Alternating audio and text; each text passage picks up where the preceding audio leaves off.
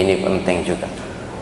Global saya terangkan gimana cara menghitung zakat mal, zakat penghasilan. Wes, kalau zakat fitrah sudah kita ketahui bahwa semua kepala yang hidup di malam Id nanti, sejak maghrib sampai sholat Id, asal punya nyawa pada hari itu, umur berapapun, wajib zakat fitrah, zakat diri kita ini. Wajibnya hanya waktu itu, satu malam itu. Kalau sekarang belum wajib, boleh membayar tapi belum wajib. Yang wajib itu kalau hidup di malam Id itu, maka wajib zakat, walaupun baru lahir kemudian wafat tapi sempat punya nyawa, wajib. Berapa? Sama, tua muda kaya miskin, laki perempuan, 3 kilogram. Ya kalau diperinci memang di kitab kita macam-macam, tapi saya ngambil posisi yang tengah dan yang mudah ngitungnya. 2 kilo sekian on kangelan, wis 3 kilo kalau lebih diniati sedekah. Tapi kalau mazhab Hanafi malah kurang. Mazhab Hanafi kan 3,8. Tapi kalau mazhab Syafi'i, mazhab Maliki ya, mazhab Syafi'i, mazhab Hambali 2,75 digenepi 3 kilo. Wis gak repot ngitungi. Kalau dibayar uang boleh ya senilai itu. Tapi kalau zakat mal gini aja mudahnya. Zakat mal, zakat harta, selain zakat fitrah, zakat diri atau zakat harta itu, semua harta punya sama yang hitung dipotong 2,5%. Wis, niku mawon, gak usah repot-repot. Kecuali yang dipakai rumah, mobil itu tidak wajib zakat. Tapi mestinya kalau saya sebelum beli mobil saya zakati. Sebelum beli rumah, sebelum bangun rumah, harta yang digunakan bangun rumah saya zakati.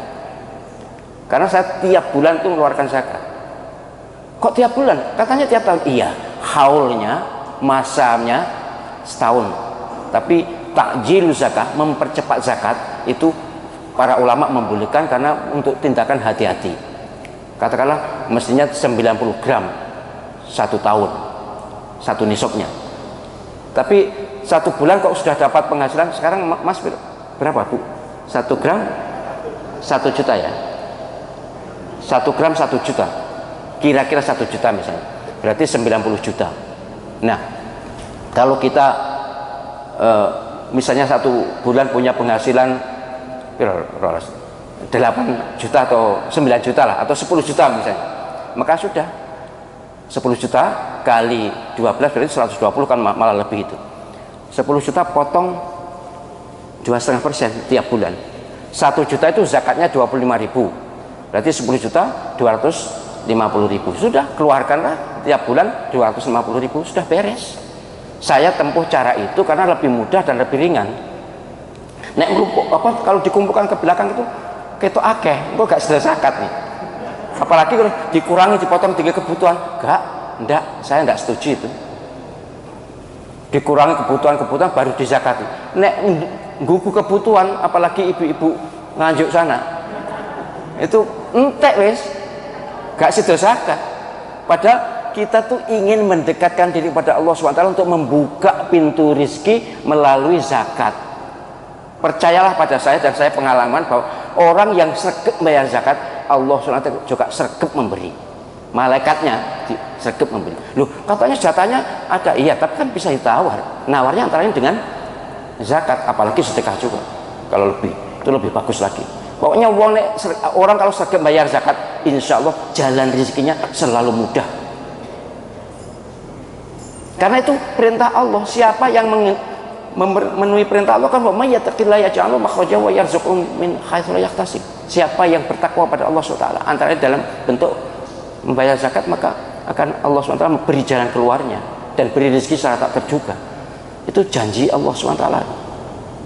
Jadi ngoten ke cara ngitung zakat itu gitu. Saya terus terang sejujurnya setiap dapat uang sekecil apapun saya tulis. Jadi di kalender saya itu ada catatan uang. Bukan untuk ngitung-ngitung duit atau kedonyan, bukan, tapi dalam rangka mengamankan zakat. Jangan sampai ada harta saya yang tidak saya zakati. Dihitung, kemudian setelah total 1 bulan potong 2,5% minimal untuk zakat, kemudian ya lebihnya dikit untuk sedekah. Gitu nggih. Panjenengan kalau harta-harta yang kemarin yang sudah kelewat ya sudahlah.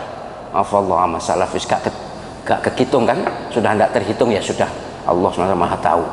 Tapi yang ke depan ini tolonglah agak berhati-hati dalam hal zakat. Kenapa kok rezeki saya begini-begini, mungkin dibundeli, disisiti karena tidak bayar zakat.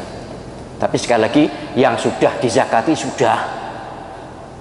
Al asru fil amri la yaqtadi takror. Pada dasarnya perintah itu tidak menuntut pengulangan. Lalu itu sholat itu kan diulang-ulang. Enggak, sholat subuh hari ini berbeda dengan sholat subuh kemarin. Tiap hari itu sholat subuh hanya sekali. Zakat juga gitu. Kalau emas sudah dizakati ya sudah. Tidak lalu tahun berikutnya zakati lagi, tahun berikutnya enggak entek suwe-suwe. Jadi harta yang sudah dizakati sudah, yang belum saja silakan dizakati. Gitu nggih. Nanti boleh ditanyakan lagi.